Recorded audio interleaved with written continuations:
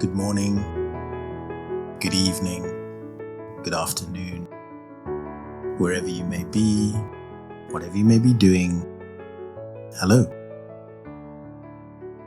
and welcome to Stories from the Soul. Today, the conversation is close. It's personal. It's layered in family, in memory, and in a search for meaning. My guest today is my brother, Tatenda. A Zimbabwean by birth, a restaurateur by choice, a man who studied hospitality in Switzerland, pulled pints in Paris, mastered wine in Burgundy, and now co-owns a restaurant in a French town called Bonn. But this story, it's not about the restaurant. It's about what drove him to build it and what he thought it would fix. We speak about what it means to grow up Black, African, privileged, and still feel like you're on the outside. We speak about the inheritance of silence, of striving, of needing to prove something you didn't even realize you were chasing. We speak about identity, race, class, family, trauma, and what happens when you finally get what you've always wanted, and yet it still doesn't feel like enough. This episode is for anyone who's ever felt torn between where they come from, who they've had to become in order to survive. For the ones who carry unspoken burdens, for the siblings still trying to understand each other through the fog of a shared memory, and for anyone who's learning that satisfaction doesn't always come at the end of a goal.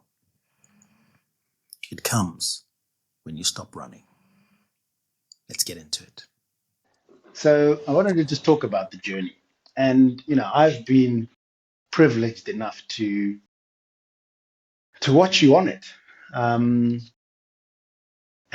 the thing that I'm looking forward to kind of the most about this whole thing is getting to understand that journey from your perspective, and just kind of learning and understanding and hearing how things went for you.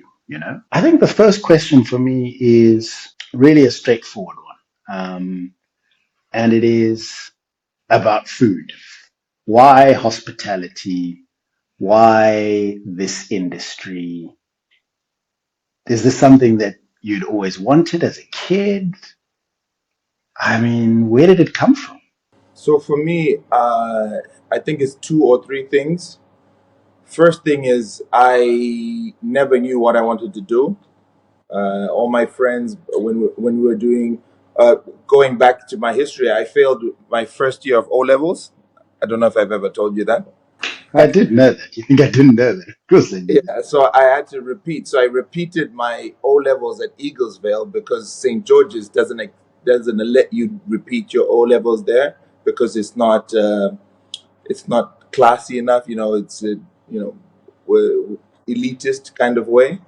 So I repeated my O levels at Eaglesville, and then I went back to St. George's. I was one of three people that had ever failed, then come back to St. George's, because usually people will leave and then they start another journey. Don't come back. And so when I went back in lower six, all my friends were talking about going to Australia, talking about going to the UK, America, all these English speaking countries.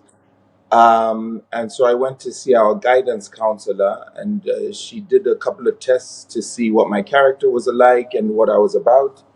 And so after the test, she said to me, "You have a future in something that's hospitality and people related." And then I told her the story of the first time I went to a hotel that I remember, and I was 6 or 7, and we went to the Montclair that I didn't know our dad had shares in, but we used to go to the Montclair all the time because they would play golf in Nyanga in the north. And so when my first night there, we woke up, Mama woke me up and she's like, hey, okay, we're going to go to have breakfast, whatever, let's go for breakfast. So I just left in a rush, changed, I didn't make my bed or whatever. And then when we came back, the bed was made perfectly. There was a chocolate on the pillow.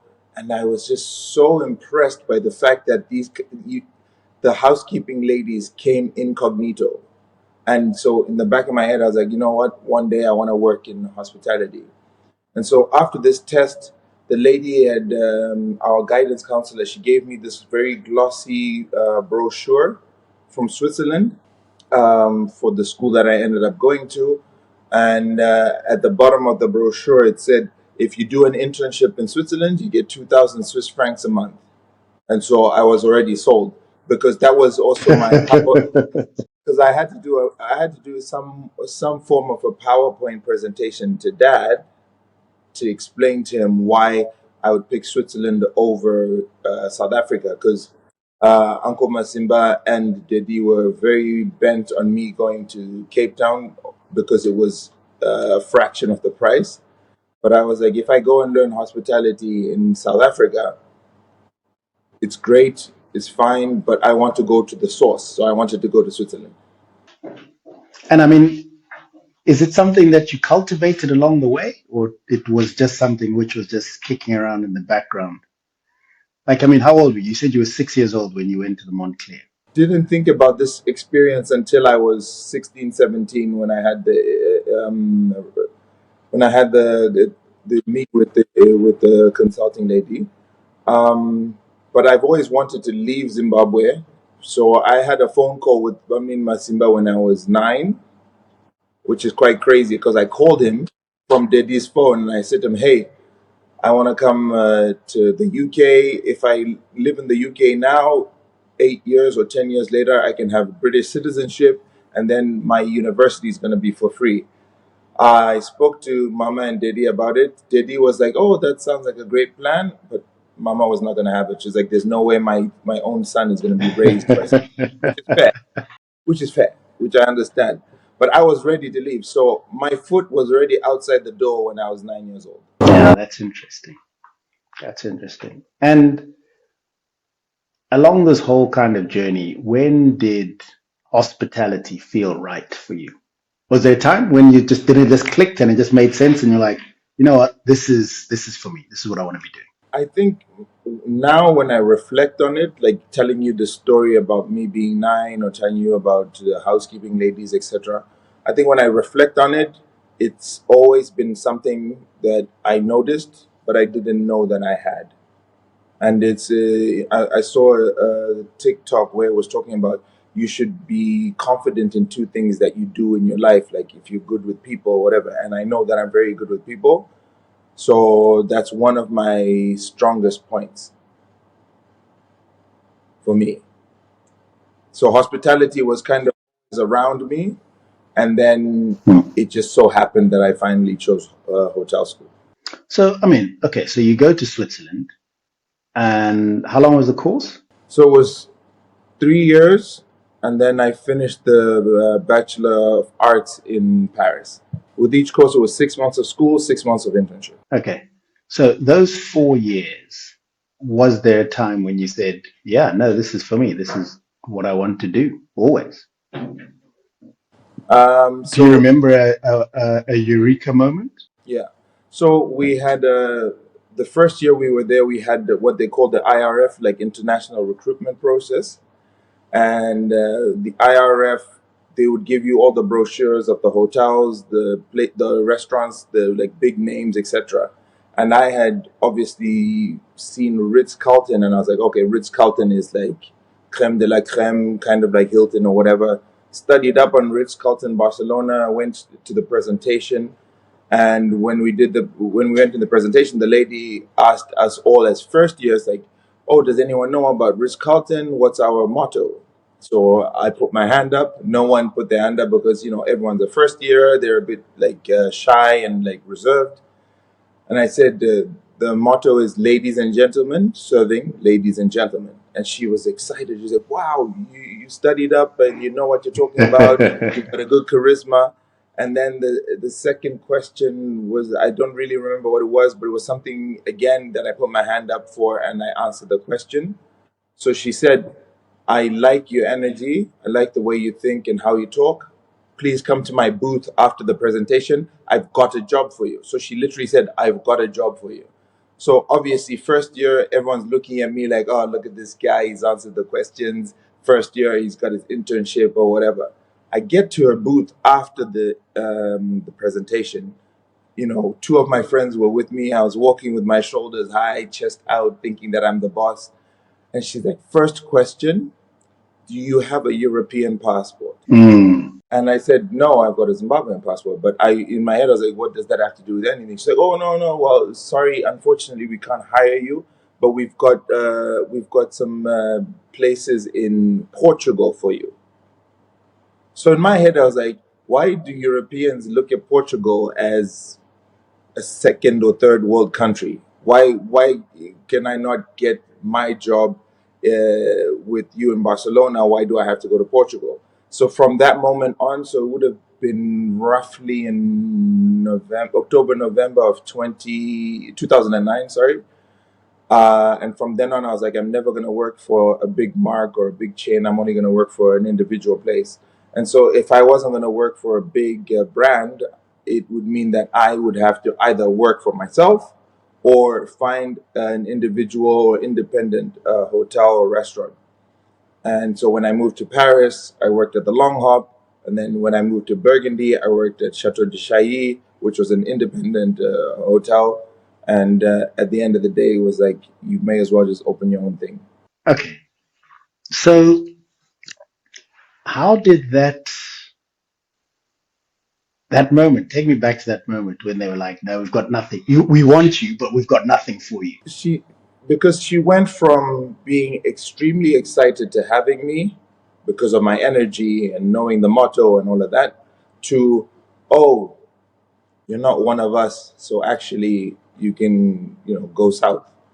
And so for me, I just thought, okay, if you really look at it, it was just a numbers thing.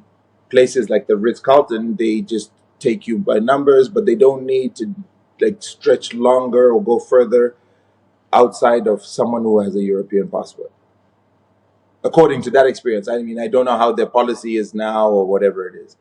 So in that moment, I started talking to my friends. I think it was 2014.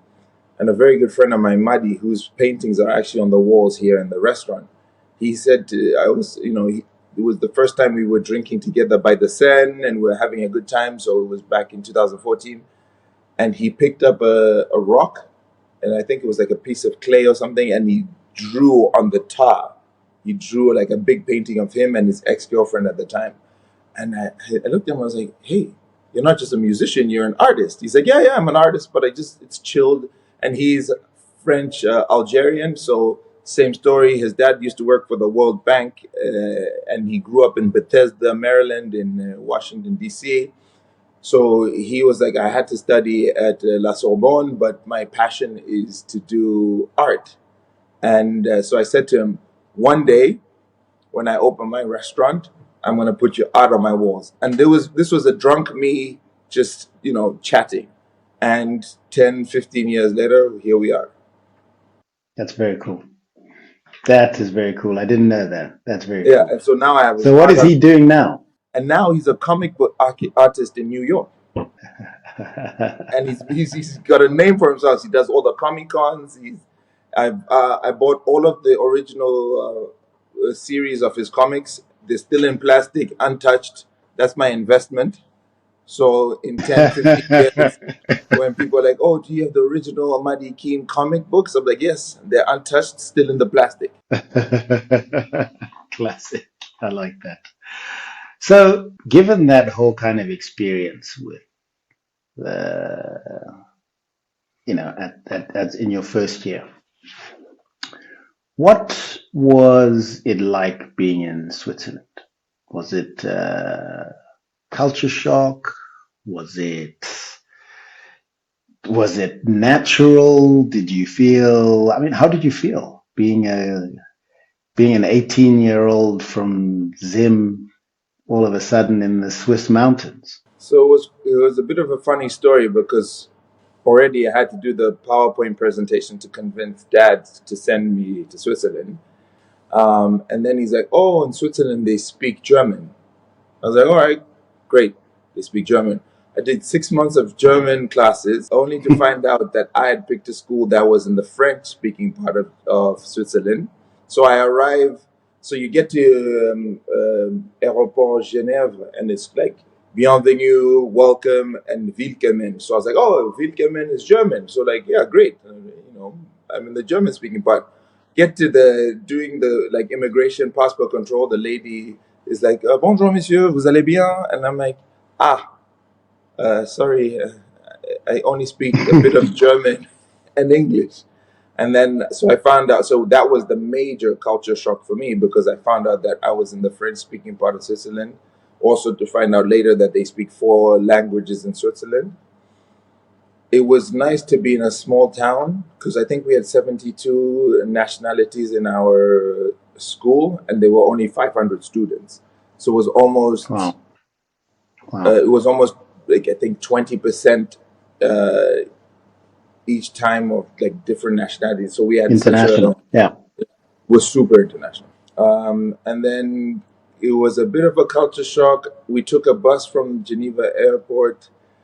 My first friend was a Canadian girl who's half Canadian, half Egyptian. Didn't know what was going on. There was a Zimbabwean guy who's I'm still friends with now, called Tapiwa, who kind of showed me around and the ropes and everything. But it was a massive culture shock. People be on time, for example. Um, just things being organized, clean, super clean. And then we were in the mountains, and it was a major culture shock. But I think being private school educated, it was also something that I was like, okay, it's familiar. And one thing that I always remember is that that's when I realized that I'm Tatenda and not a black person. Because here it was like, you're Tatenda. We don't care if you're from Zimbabwe and if you're black and if you're whatever. So people treated me as Tatenda. Whereas mentally, I remember going to these private schools and being one or two out of 30 kids in a class that are the only black ones in the class, and all your friends are white, but they don't really conform with you because there's that racial divide. So it was the first time I felt like I could be me around white people and not be judged or anything. Really? Yeah. All the way in Switzerland? Well, all the way in Switzerland. I also have a friend of mine. She learned, I mean, her mother used to speak to them in Shona, but when she got to Switzerland, she didn't speak any Shona because she went to private schools. Her mother is she's also colored and whatever, so they didn't really speak Shona at home. But because when we were sitting in the cafeteria, each country or culture would speak in their language. So she started to pick up on Shona when we were in Switzerland. So when she went back, she even surprised her mom. So, how did you reflect on that, having come all that way? And from what I hear, sounding like you were more included. Yeah, because I think when I met, the first people that I met were Germans, which are now my friends today. And then I have a French friend, Kenji, and they were very proud of who they were or who they are. And they were also excited to learn about Zimbabwean culture. And so they asked, like, "Oh, so you speak your mother tongue?" And so everyone there was so proud and happy to speak their mother tongue. Okay, so yeah, just talk me through that whole sentiment. I mean, how did that make you feel? Like, in terms of being almost more included in a place that wasn't your home country. It made me appreciate who I am and my identity, whatever that may mean to whoever will ever see this, because I realized at that point that I used to function or be or perceive myself or present myself as a certain way. But when you have people that are excited to know that you're Zimbabwean and excited to know that you speak Shona and excited to know that you're like 100% African, whatever that may mean, it gives a completely different perspective. Because before, I think that I used to kind of shun who I was or what I was, because in Zimbabwe, especially in the private school sector, you're supposed to be more English than you are Zimbabwean, right? So you can call it colonialism, imperialism, whatever you want to call it. Whereas in Switzerland, people were more excited to get to know me as who I am.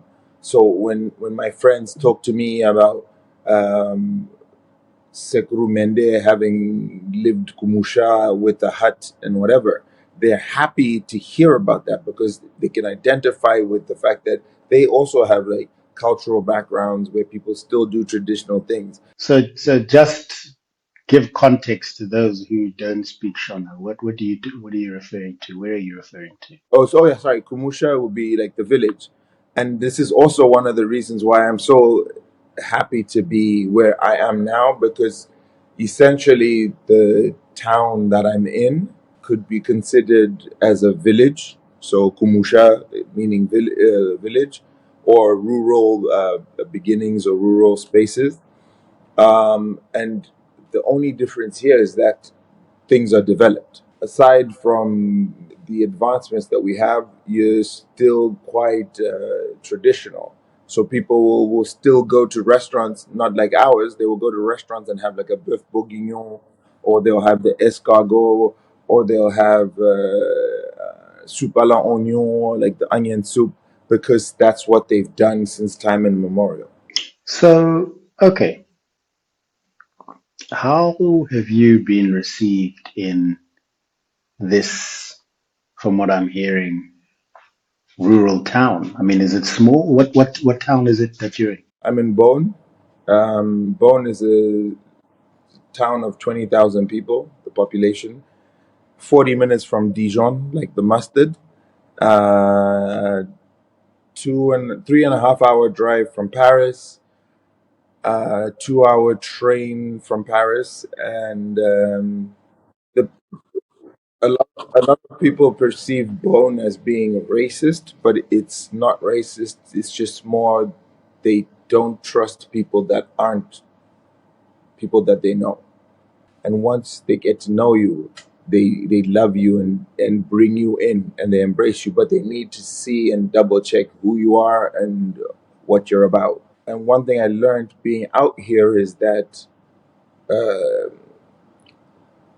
guess racism is very subjective, in a sense that a lot of people that are racist or whatever are more racist based on a fear of something that they don't know. So, in general, then you've been well received um, Oh yeah.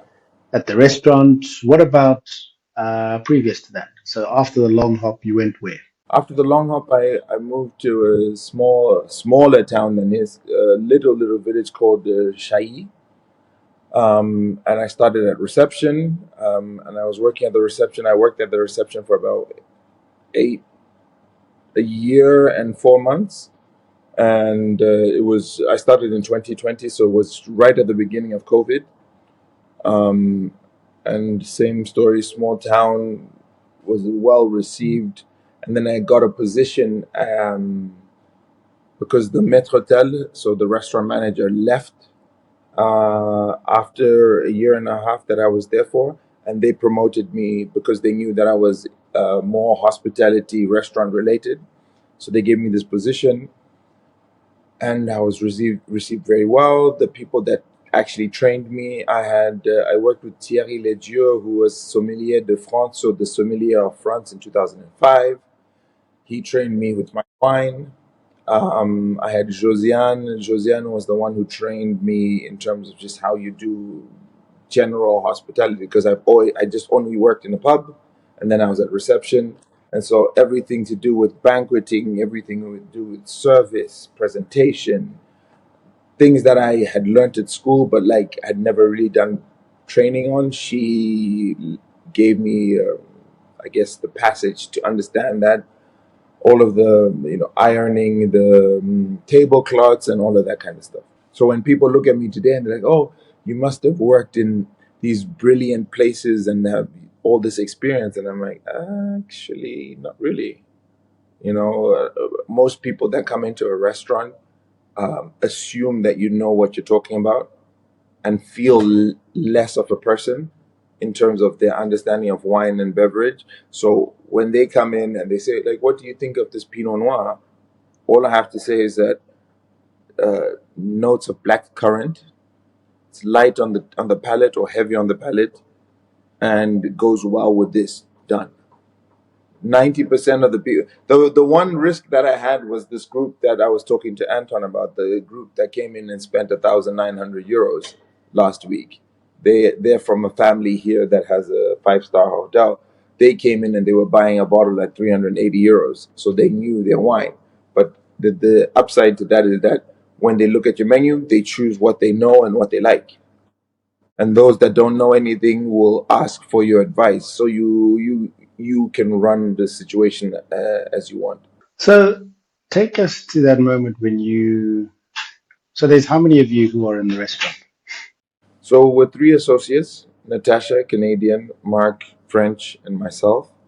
And then we have Eleanor, who's just leaving now, and then we've got Leia, and we've got Erwan. So Leia, Eleanor with me in the service.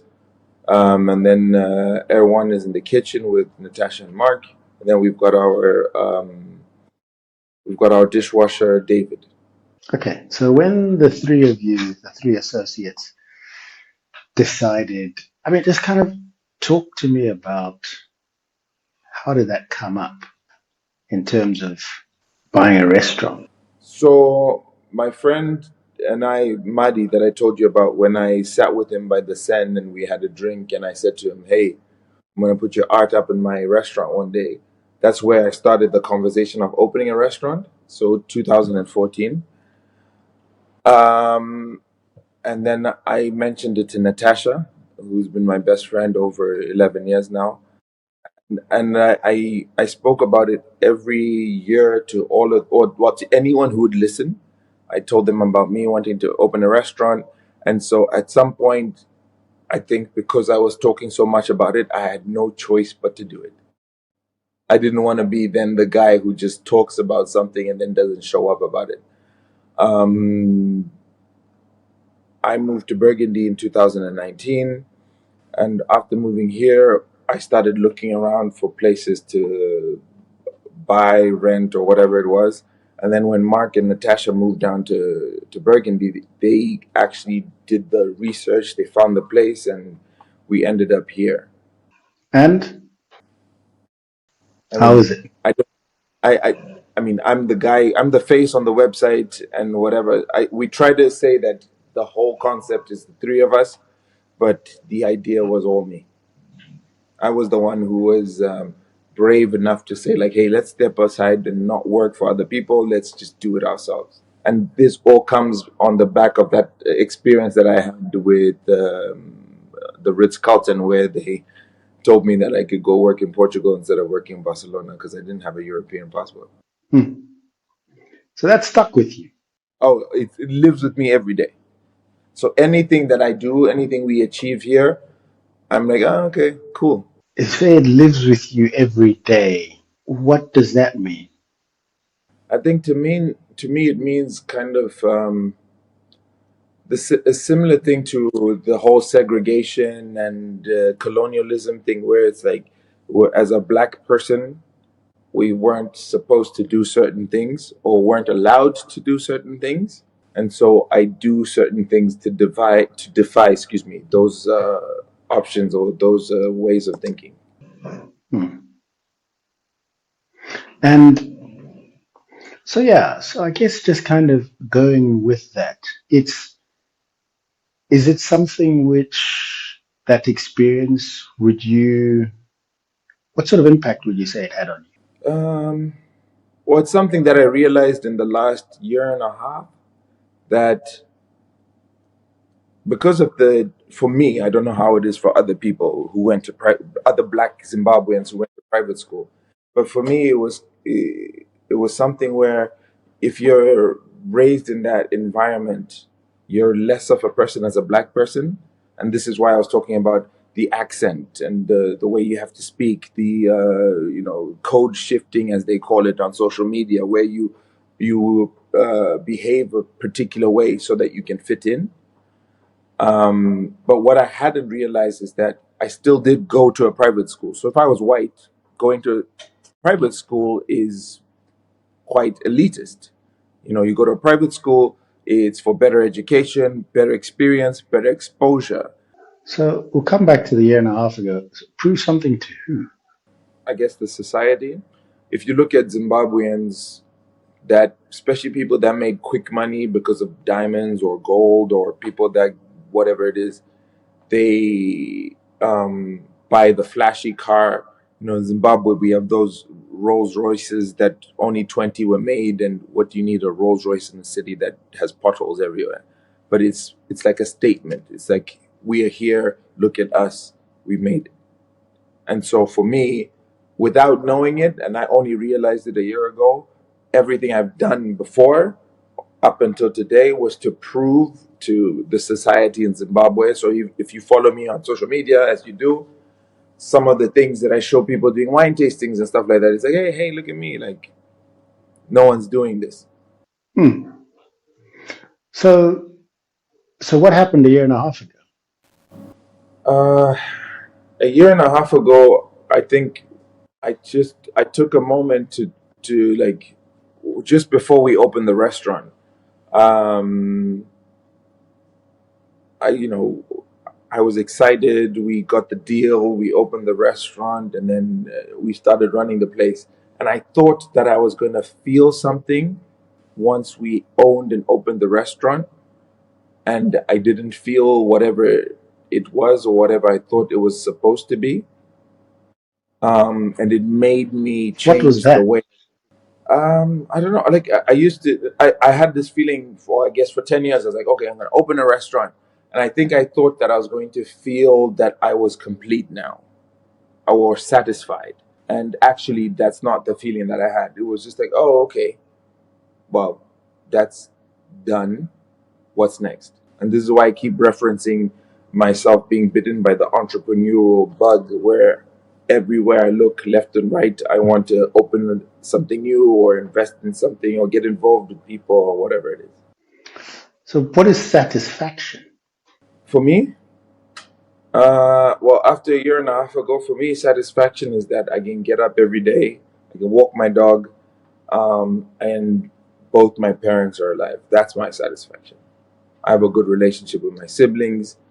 Um, if anyone who knows me knows that I'm not too materialistic. Whatever I earn, I usually spend on my friends and family anyway. The little that I earn, and that's my satisfaction. Before, my satisfaction, I thought satisfaction was great job, great position, great achievements. So, are you satisfied now? I think I would say 85%. Are you complete now? I don't think you could ever be complete, especially as a Zimbabwean black man. I can't be complete because there are so many challenges that I face on a day to day. There's certain things that I think about, reflect on, that most people don't. Some of my biggest arguments with my close friends, the Germans and the French and the Polish guy, is because they have a privilege that they will never understand. They wake up in the morning and they brush their teeth, take a shower, go to work, because that's what they do.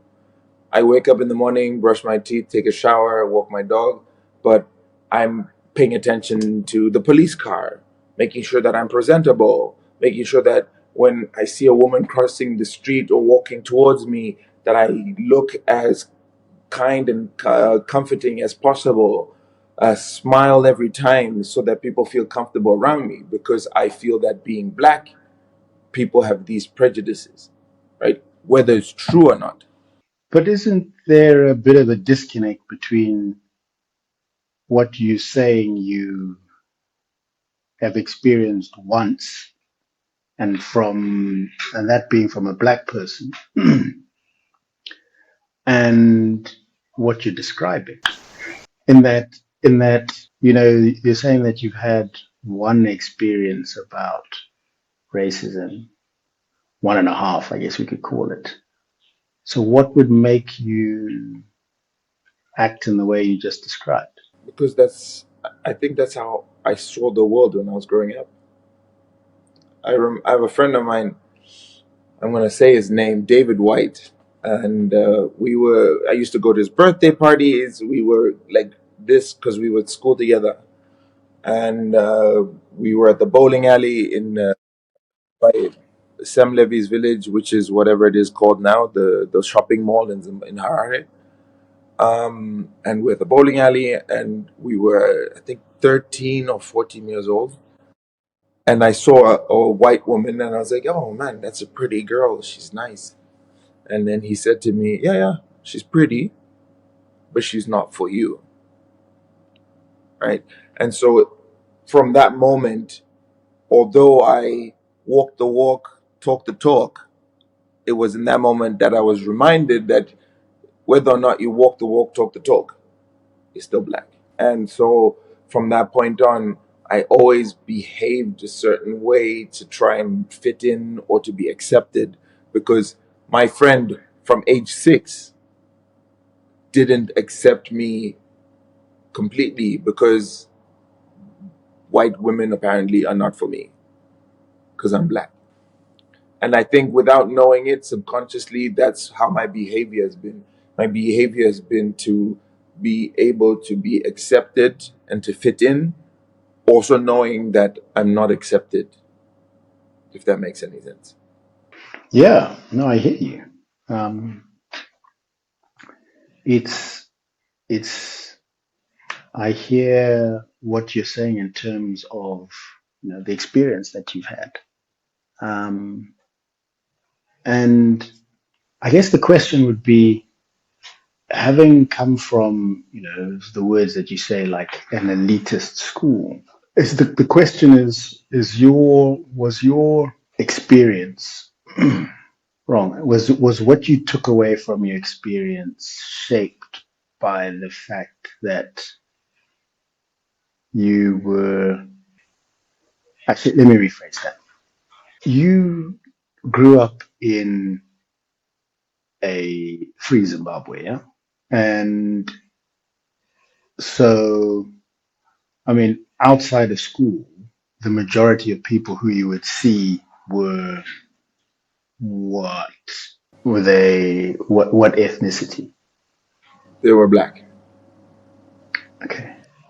So even my group of friends and that kind of thing. So I guess not I guess, the question is that experience in terms of being, one of two or three black students in a white school. I'm presuming, like, what was everybody else then white or different ethnicities? What was kind of typically White, the makeup? Indian, colored. White, Indian, and colored. And then I think one or two Japanese, Chinese, and Okay. Okay. Korean as well. I mean, it's not it's probably not even a question to one to answer. It's just one to ask, in that one that you'd have necessarily an answer for is, so if you're, and in terms of people of authority and uh, of of authority and people of stature. I mean, what were they predominantly? What ethnicity?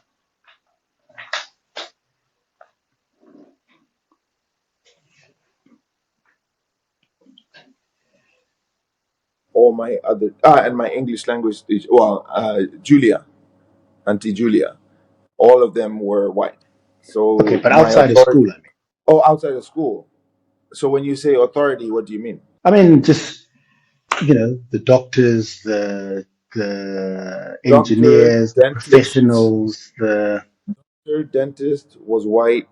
My one of my best friends, childhood best friends, you and Scott, his father was white. So when I would spend a lot of time with him when we'd have sleepovers and stuff. So white household, married to a Zambian lady.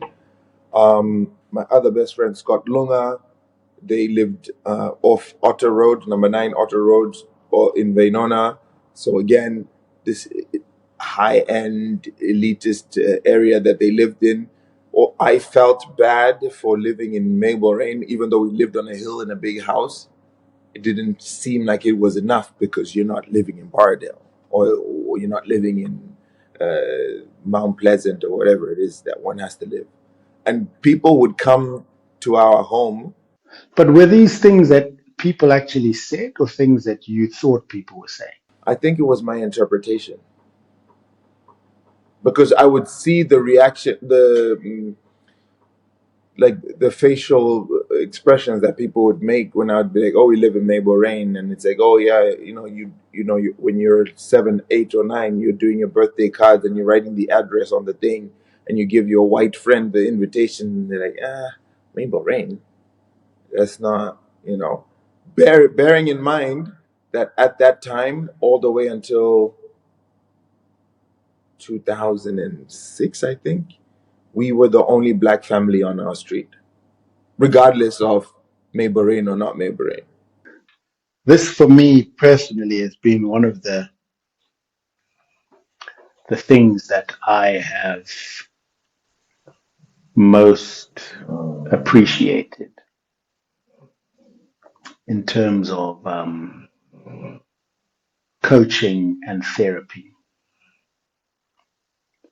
Um, for me, there was lots of years of therapy, um, and I didn't realize it until after the fact that post, coming out of therapy, personally, I didn't feel equipped.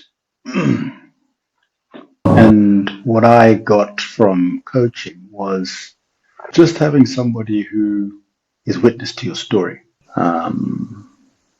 Because, you know, I thank you, and I'm very consider myself privileged to have been part of the stuff that, the things that you've said that you haven't spoken about full stop, or only spoken to your therapist, etc. about. That kind of truth, um, if we look at it just in this context of the example that you gave just now, is a level of truth and authenticity that in itself is the breaking of a generational issue. This has been a good chat. Thank you. No, It's thank been a very you. good chat. Thank you very much. I appreciate it. Thank you very much. Really appreciate the time. And that was Tatenda. What began as a story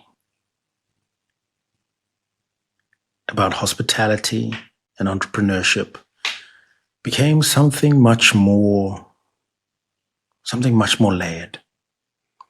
This wasn't just about building a restaurant.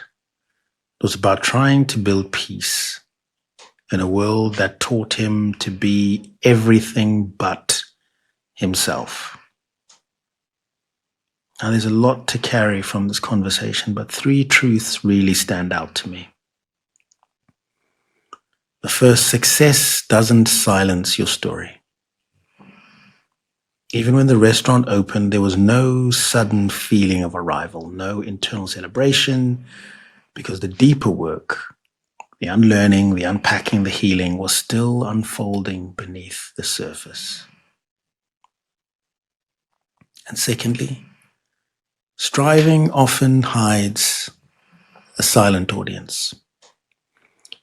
Tatenda reminds us that many of us are working to impress someone or something or some people who may never say, I see you. Whether it's a parent, a community, or a version of ourselves we think we're supposed to become, that drive is rarely just about the goal. And third, healing isn't always for us. It's for who comes after.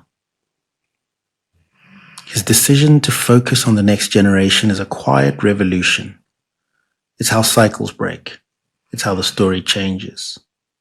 Not by undoing the past, but by choosing not to repeat it. This episode is a reminder that sometimes the bravest thing we can do is look back. Not to stay there, but to understand what shaped us and to decide with intention what we want to carry forward. If this conversation stirred something in you, take a breath and ask yourself, what am I still trying to prove? To who? And is it time to let that go? Thank you for listening, for holding space, for being part of the kind of conversations that matter. Until next time.